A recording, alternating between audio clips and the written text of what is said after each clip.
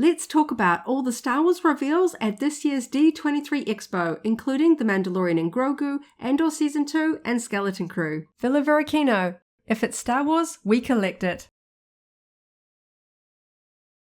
Hello there. Thanks for visiting Villa Varykino. I'm Kristy. And I'm Matt. The D23 Expo takes place every 2 years and was held over the last weekend in Anaheim, California. It featured a fun array of Star Wars news, reveals, and in-person experiences for attendees. Although we weren't there in person, it was exciting to follow along the news each day, and today we're going to chat about the highlights. On the Friday of the event at the Lucasfilm booth, a new official trailer for LEGO Star Wars Rebuild the Galaxy was revealed. This features the characters Sig Greebling, played by Galen Matarazzo, and his brother Dev, who find a Jedi temple and remove the mysterious cornerstone. Alongside newcomer character Jedi Bob, played by Bobby Moynihan, Luke Skywalker is also back and once again voiced by Mark Hamill, who, interestingly, is also a consulting producer on this show. But this time he's got more of a chilled-out surfer dude vibe than the farm boy turned Jedi Master we know and love. The show also stars Ahmed Best, playing Darth Jar Jar, Naomi Ackie, Anthony Daniels, Kelly Marie Tran, and Billy D. Williams. This looks really fun. I know this will probably be more exciting for fans of LEGO Star Wars. LEGO themselves have already released a few sets from this where you can kind of mix and match TIE Fighters and X-Wings. We have Jedi Bob's Starfighter and the Dark Millennium Falcon. It's kind of a black dark side flipped version. Of course, we've got some really interesting ways of sort of playing with Star Wars memes and sort of insider jokes with fans. There are references to some very old Star Wars Lego sets in here as well. I'm really excited about this one. I think it's going to be a really fun one to watch. Even though I'm probably not exactly the target audience, I'm probably a little bit older. I think this one's probably targeted more towards younger fans like many of the other Lego Star Wars animated shorts and films. But I think there's going to be a lot of fun things in here for fans that are older and just fans of Lego and just fans of Star Wars in general. Yeah, there's a whole lot of what-if, alternate universe type material going on in here, so there's going to be some really interesting story arcs that they can play with. On the Friday night, the first night of the event at the Disney Entertainment Showcase, which took place in the evening, the Skeleton Crew trailer was finally revealed. We also got confirmation that this will be streaming on Disney Plus on December the 3rd. In conjunction with the trailer, there was a Skeleton Crew display in the Lucasfilm booth area that showed off some pirate crew characters and an interesting looking droid. The trailer was introduced to an audience by Jude Law, who plays the enigmatic Jod Narwood character. Jude introduced the trailer from the forthcoming series, which is created by Spider-Man Homecoming director John Watts and writer Christopher Ford. I'm so happy we finally got the trailer for Skeleton Crew. This was actually debuted some time ago, but it was one of those trailers that was not supposed to be viewed outside of the actual sort of room of selected attendees. It leaked online, so if you really knew where to look, you could watch it, but we finally have the full public reveal. It was available on Disney Plus and YouTube, so you can watch it online. This really does have, as many people put it, the Amblin-esque sort of E.T. Goonies type vibe. I can see some people already starting to be a little bit critical, but I think what we have to really think about this one is that it is aimed at the younger generation, the kind of ages of kids that would have watched Goonies in the 80s and E.T. in the 80s. You know, the sort of 7-year-olds, 8-year-olds. I think this will be a really good sort of in between the Young Jedi Adventures, which is for sort of preschool and younger children, and the sort of other Star Wars that we have, say, The Mandalorian and Grogu type content. I think this is going to be fun, definitely for kids, but for me as a Star Wars fan, I'm really excited about this. I love E.T., I love the Goonies, I love all of those childhood adventure movies, and this one is set in the Star Wars galaxy, so really exciting to finally get a release date for this as well. It's kind of interesting that we got Lego sets for this out already. We have the Onyx Cinder ship in Lego form. I'm hoping that we'll see some other merchandise leading up to the film as well, maybe a Hasbro figure, maybe a Funko Pop vinyl figure, but at least we've got something to look forward to in December. It will start streaming on Disney Plus on December the 3rd and it will run through into 2025. Now, there was a presentation for Andor Season 2, which was hosted by Diego Luna, who mentioned that he's been playing Cassian Andor for almost 10 years now. Included in that presentation was some behind-the-scenes footage, which isn't available to the public at this time. Having said that, it has been summarized on StarWars.com, and it features a couple of really interesting features, including the return of Orson Krennic and K2SO, played by Ben Mendelsohn and Alan Tudyk respectively. It has only been revealed to be coming out in 2025, but Diego Luna did say in an interview that it would be early next year, so we're hoping for a first quarter release. He also talked about the fact that there will be at least 5 planets, 5 locations, and each of the 3 episode sections of this series will span 1 year for a total of 4 years, leading straight into Rogue One. Descriptions of the footage shown to attendees seem to feature a cool TIE Interceptor variant, a suave-looking Cassian perhaps dressed up on Coruscant, it's a little unclear, and there was also a description of an interesting pyrotechnic practical stunt effect involving stormtroopers. It's a real shame they didn't reveal this for the wider public. All in all, we only got one publicly available trailer for Skeleton Crew. We didn't get anything public for Andor Season 2, even though I think we're probably more familiar with Andor because we've already seen the first season. We know the characters. There was also some talk of some of the other returning characters, including Saw Gerrera and Bix Kalin that we saw in the first season as well. Deirdre Mero and Cyril Khan. I'm happy to see a lot of these Season 1 characters returning.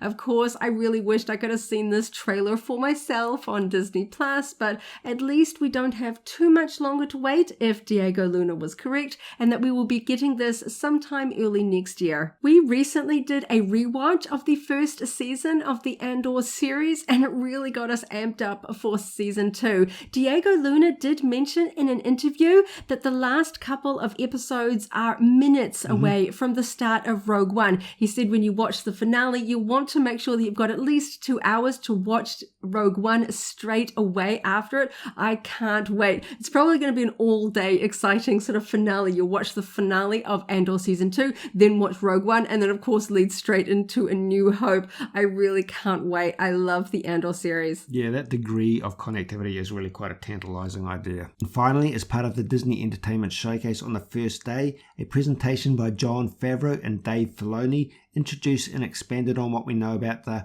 Mandalorian and Grogu movie. We have a release date confirmed for this on StarWars.com, May the 22nd, 2026, and production is already underway. They made a point of emphasizing that this is Star Wars returning to the big screen. Of course, this will follow on from the Disney Plus series, but this film in particular will be debuting in theaters. In that presentation, a sizzle reel containing footage that has already been shot and composed was shown to attendees. This was summarized on StarWars.com. It features in particular Grogu and Din facing off with snowtroopers, Imperial AT-AT walkers in the snow. We see Zeb Aurelius in action, and it shows a little bit of a mysterious scene, apparently capping off with Grogu traveling with 2 tiny Anzellans. It's not clear exactly what they are traveling in. Once again, I really wish Disney and Lucasfilm had put this particular sizzle reel somewhere so that we could all watch it. We have some descriptions that sound amazing. Snowtroopers and AT-ATs, that I cannot wait to see that. And I'm a fan of Rebels, so it's exciting to hear that Zeb will be returning in this. We got that tiny little cameo in the last season of The Mandalorian. And I had a feeling that was a bit of a teaser for something bigger to come, a bit of a test, and yeah, it absolutely turns out to be the case. It's really interesting to see how this is going to launch into a movie. Obviously, we're very used to The Mandalorian in episodic fashion on Disney Plus. I'm really going to see how this one's going to be sort of bigger and more sort of amped up for the big screen. It's exciting to know that production is underway and we do have a release date, but 2026 still feels like a long way away. I thought they might give us some kind of indication as to when the next season of The Mandalorian might air. They're obviously focusing on this movie first, and they're not going to tell us anything about subsequent seasons. We don't even know if this movie will wrap up the Mandalorian story arc. They're just kind of not giving us too much information about the future of the Mandalorian storyline. Yeah, on that note, these 3 titles are the only sort of live-action material that we got any new information about. We were kind of hoping we might actually see some sort of expanded timeline, a string of release dates for all the materials we're expecting to be coming out, but this was literally the sum of it all. At previous D23 conventions, Disney and Lucasfilm often took this opportunity to reveal sort of the big overarching project schedule leading many years into the future. We got all sorts of teasers about a series about Lando Calrissian, an X-Wing Squadron movie, and sadly those things have yet to come. Now on the Imagineering side of things, they have a term for sort of the broad, off in the horizon plans. They often call these blue sky plans, sort of planning down the line, and they made it clear in the Imagineering panel that they are not doing that anymore. It could be due to the change of Disney's CEO, but generally it seems to be in the favor of fans and shareholders that Disney is not doing those sort of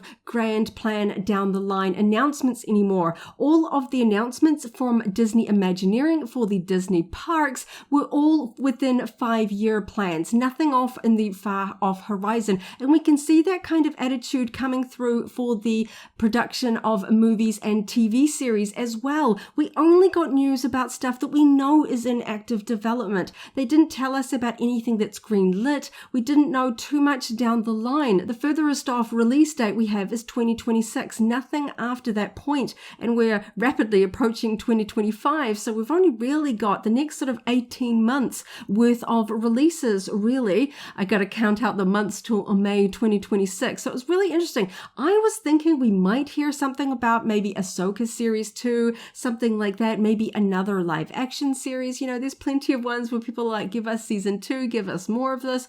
They didn't sort of give us any of that way off in the future. We only got the 3 main announcements. We know that Skeleton Crew is very imminent. It is completed. They are currently filming The Mandalorian and Grogu, and we know that Andor is finished and being sort of wrapped up in post-production. So it was really interesting to see the change in Disney's approach. And personally, I know some fans want to know everything in the pipeline, but I'm for one just kind of excited that I'm not going to get hyped up about plans that never come to fruition. There were so many things on that really big long list that they announced all those times ago. Different directors were going to do trilogies and things like that. We had seen an announcement from Patty Jenkins directing an X-Wing Squadron movie. That kind of got shelved.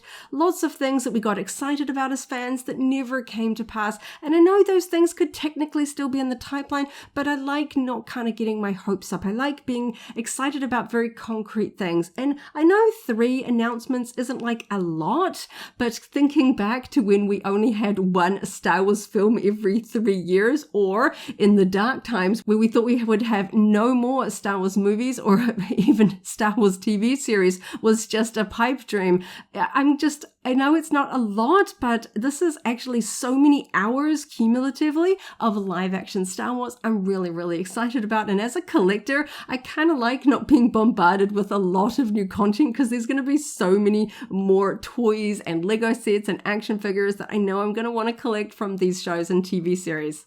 So you mentioned Disney park announcements and the Imagineering concepts. Let's talk about the Saturday evening presentation, which was entitled Horizons, the Disney Experiences Showcase. They announced that in both Florida and California, the Millennium Falcon Smuggler's Run, which is located in the Galaxy's Edge sections, will see a new storyline featuring the Mandalorian and Grogu. Dave Filoni, currently Lucasfilm's chief creative officer, took the stage during the Disney Experience Showcase to announce a new Mandalorian element heading to the Millennium Falcon Smuggler's Run experience. It will be a playable update that will bring Din Djarin and Grogu to the interactive ride at Disney parks inside Galaxy's Edge. Galaxy's Edge in the 2 US Disney parks were created to promote the sequel trilogy because, of course, those were Disney's newest and at the time only Star Wars offerings. With the massive popularity of The Mandalorian, I was wondering how long it would be until we saw a larger presence of characters from the show. They have recently added more walk-around characters. We have The Mandalorian and Grogu as characters that you can meet while visiting the Star Wars section of the parks, but of course it's no surprise that they're trying to find more ways to fit them into their rides rather than having them so strongly tied to the sequel trilogy, which is almost starting to feel a little bit old by now. The Mandalorian show is so massive, you know, lots of kids want to meet and see Din Djarin and Grogu. This makes a lot of sense. We are coming up on the 10th anniversary of The Force Awakens, and the announcement of the Mandalorian and Grogu movie means it's going to be in everybody's face for quite some time from this point forward. Also, a little bit of gaming news presented at the Disney Experiences Showcase. 3 new Mando-inspired skins will be heading to the video game Fortnite. IG-11, Moff Gideon in full armor, and a wearable back bling designed to look like Grogu in a backpack will be added to that game. In fact, they were available as of August the 12th. On the Sunday of the event, there was a panel at the Lucasfilm booth entitled A Conversation with Lucasfilm Animation. This featured Athena Portillo, the Vice President of Animation Production, and Vanessa Marshall, voice of Hera Syndulla in Star Wars Rebels. We were hoping that we might hear more about upcoming Star Wars animation projects, but unfortunately we did not. That panel seemed to be largely reminiscing about nearly 2 decades of Lucasfilm Animation's critically acclaimed storytelling to date. I know a lot of Star Wars animation fans were really hoping to get some word of what is next after the Bad Batch wrapped up. Yeah. I love the Clone Wars style of animation and storytelling. I was really hoping we would get a little bit of a tease of what's coming next. At this point, the only Lucasfilm animation project that is currently airing that we know that much about is Young Jedi Adventures. It is very fun and cute if you want to check it out, but it is, of course, targeted to the very young Star Wars fans, not something that adult fans are generally going to get too excited about, even though Season 2 is dropping very soon. I thought they would give us some more information about upcoming projects, but again, this seems to be part of their sort of new approach to announcements. They're not giving us blue sky off in the future announcements. They're only going to tell us about stuff that's currently in production. So maybe we are going to have a little bit of a gap before we get more Lucasfilm animation series. I'm hoping that's not the end. I'm hoping there is something on the horizon, but I get the feeling they are still in development and don't want to get people's hopes up until they have something concrete to show us. Yeah, I'm guessing that's what the case is. There almost certainly has to be something in production, given the popularity and the cost associated with animation projects compared to live action projects. There has to be something in development at this point, but they must have just decided that it is not quite ready to reveal at this exact point in time. Now, the next topic I want to talk about is not an announcement per se, but on a Sunday evening, there was the Disney Legends Awards ceremony. Since 1987, the Disney Legends Awards program has honored gifted individuals for the significant impact they've had on the Disney legacy. This year, amongst the Disney Legends announced were John Williams, who wasn't present, but he was represented and honored with an epic orchestral tribute, Harrison Ford, who is obviously not only Han Solo but Indiana Jones, and he was introduced by Bob Iger at that presentation, and Frank Oz, who is, of course, the master puppeteer behind Jedi Master Yoda. And of course, he also has an immense history with the Muppets, which is also owned by Disney. Across the D23 Expo weekend at the Lucasfilm booth, there were 5 different experiences and or sort of mini panels that attendees could see and experience. The first of which was ILM Stagecraft, a galaxy of innovation, where attendees could learn all about ILM's stagecraft through a first-hand experience at the volume. They said that this was the first time that they had publicly set up the volume so that members of the public could see and experience it firsthand. They had the actual technicians from the show. They weren't just sort of publicity people there to demonstrate it. These were the people that actually use the volume for shows like The Mandalorian. This looked amazing. I really wish I could have seen it in person. I've seen a lot of behind-the-scenes documentaries about the volume. Actually seeing it in person must have been amazing. The second presentation at the Lucasfilm booth was with Doug Chiang, Designing with Stagecraft. Lucasfilm's Senior Vice President and Executive Design Officer, Doug Chiang, took attendees back to the drawing board for an in-depth look at how Star Wars designs are incorporated using stagecraft technology. So again, a little bit of a link through to the volume there as well. The third panel was Creatures and Droids with Legacy Effects. Of course, they do a lot of the practical effects like Grogu for series like The Mandalorian. The creative studio that brought The Mandalorian's Grogu and Ahsoka's Merle the Lothcat to life talks about the craft of making lifelike aliens, creatures, and droids. That would have been really cool to see in person. The fourth presentation was a look back at Star Wars The Acolyte with Manny Jacinto. The Acolyte's Manny Jacinto reflected on the first season of the series and revealed new insights on The Stranger. I love The Stranger from the show. I want so much merch. It would have been really interesting to hear him talk more about this new sinister character. The fifth and final presentation at the Lucasfilm booth for Star Wars fans was Star Wars Young Jedi Adventures Nubs Meet and Greet. As they say, younglings and younglings at heart could meet and hug Nubs, the Pooba star of Star Wars Young Jedi Adventures.